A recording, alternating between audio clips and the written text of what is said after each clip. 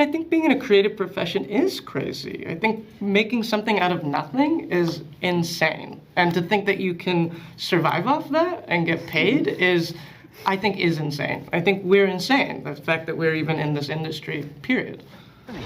None of these men can be my partner. Why not? You think I don't know what I need? You think I'm a baby ballerina stuffing lamps full in my shoes to stop the pain? There is no stopping the pain, Jack.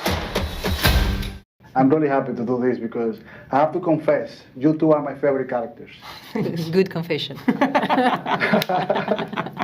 The only reason is because I feel the passion. Like, this is passion. Every decision that your characters made is based on passion. When you go and get a dancer that you wanted, when you just move to another place and you want to do a line because you're hungry, you want to do the line. And I wonder, how was the script to you when you saw the script for the first time? You have like some freedom to create part of your character, or everything based on the script? Oh, everything is based on the script, but after you have to find a way to make the script real, yours. But it was so well writing. So it's easier to play a crazy, passionate and character when the writing is good. I'm a writer on the show as well, and so there was a little bit of input, but I think also, again, to echo Lou, the writing is so good. You don't need to do anything. But what happens, and I can attest from the writer's side, as we got further along into the show, we started to understand the characters more because of the actors playing them. And so then it became a synergy. And so we understood the characters more and we were able to write for them better. Do you think there's a borderline between being, you say crazy, but I've loved people that are crazy because they're very creative. Do you think that's a fine line between being a creative person and being like an introvert or so-called crazy or non-social person? Yeah, I mean, I think being in a creative profession is crazy. I think making something out of nothing is insane. And to think that you can survive off that and get paid is, I think, is insane. I think we're insane, the fact that we're even in this industry, period. Yeah. What do you think? Yeah, maybe, but it's also comment on dit, un garde-fou. Un garde-fou. It keeps your sanity. Yeah, it keeps your sanity. It's not makes you crazy, but it keeps your craziness happy with yourself. You live in a good harmony with your fantasy, and that's luck. Because the whole show, at the end, I just feel that it's a beautiful, chaotic world. It needs chaos to exist. It needs it. And I wonder, how do you put that on paper and then you transcribe it and you transmit it as an actor, as an actress?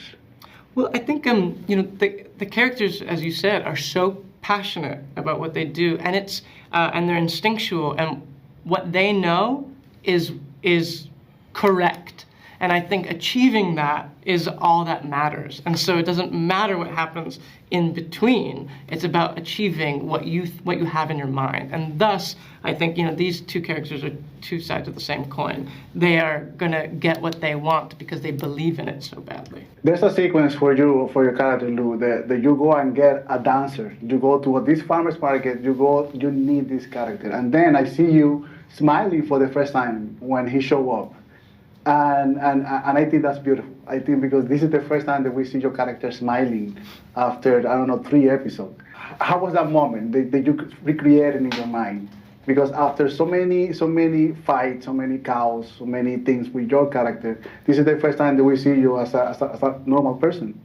A relaxing person, because she's always with anger and tension, because she's a fighter.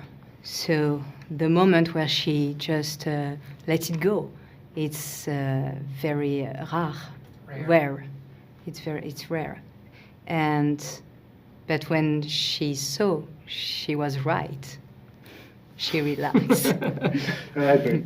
I'm really excited because I'm a huge fan of your work. And one of the things that I love comparing with Mrs. Maisel is that I always felt that I was watching a musical. Because it was constantly movement, it was dancing, it was conversation, it was dialogue super fast. Because now we're in the world of ballet, this is actually It's dancing. actual movement, yeah. It's like an actual movement. If this is having influence in the new language that you created for this show? I think that it's the next evolution. I think we we always write in a very rhythmic way and a very fast patter. So it just seemed, and we've always actually used dancers in, like Maisel, we would use dancers in shots to move the camera. The cat skill is a masterpiece. Yeah, well, thank you. But this time we are actually using dancers as dancers in their own world to show their world and to sort of bring them out. We've always they've sort of peppered our worlds, and now we sort of wanted to really focus on them, and it just kind of lends itself to what we do. It just seems sort of natural to kind of slide on in there. When we see things like that, they portray institutions like ballet, like it's really demanding, it's very focused. I only have seen movies, thrillers, where these people go crazy. I have never seen so many colors in a show of related to ballet. And how do you divide that line between being authentic and be truthful to their life and to their discipline? I don't think the thrillers are the most truthful depiction. And there's very good ones. Like there's been wonderful depictions of dance throughout the years, but having come from that world, it's a weirder world than just I've got bulimia and I'm going to push you off a building. There's a little bit more to it than that. And because of the intense competition and the training from a young age, and sometimes training with the same people and watching friends fall away and competing against peers and knowing that there's a clock ticking on it, it's a wonderful, strange, funny world that I think gets distilled down to, well, they're in tutus on stage, so they must be pushing people off buildings off stage. And it's like, well, no, actually, no. I mean, they could if they wanted to, but there's a lot else going on, and we wanted to lean into what we feel is more the reality of dance, which is the competitiveness and the weirdness and the strangeness and the smell in the rehearsal room. It's a very strong smell.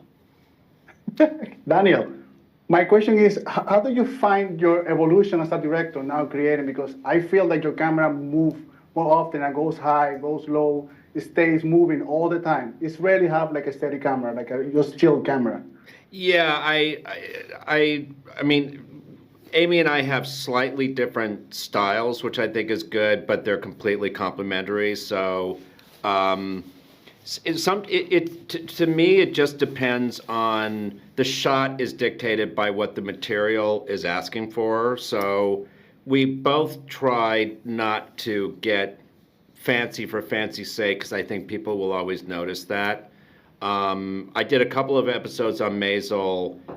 One was jumping back and forth in time, that I felt like a little more camera movement will keep the dynamism of it. So yeah, I mean, I really just approach it as what is the scene calling for, what am I excited about visually in my head, and can I force the camera operator and the DP to actually do that for me? A lot of times we're asking for things and we have no idea if they can be done, and they say it can't be done, and then we say, let's figure out how to get it done, and a lot of times these geniuses figure out how to get it done. Yeah, I noticed a huge difference between Mrs. Maisel's direction and this, because it's always moving. I just want to say thank you for this, and thank you for showing the girl dancing herself alone in the dark without YouTube learning myself. I think that was beautiful too. Oh, thank you. Thank you. Thank you. Thank you. Bye-bye. Appreciate it. Nice talking to you, Ruben.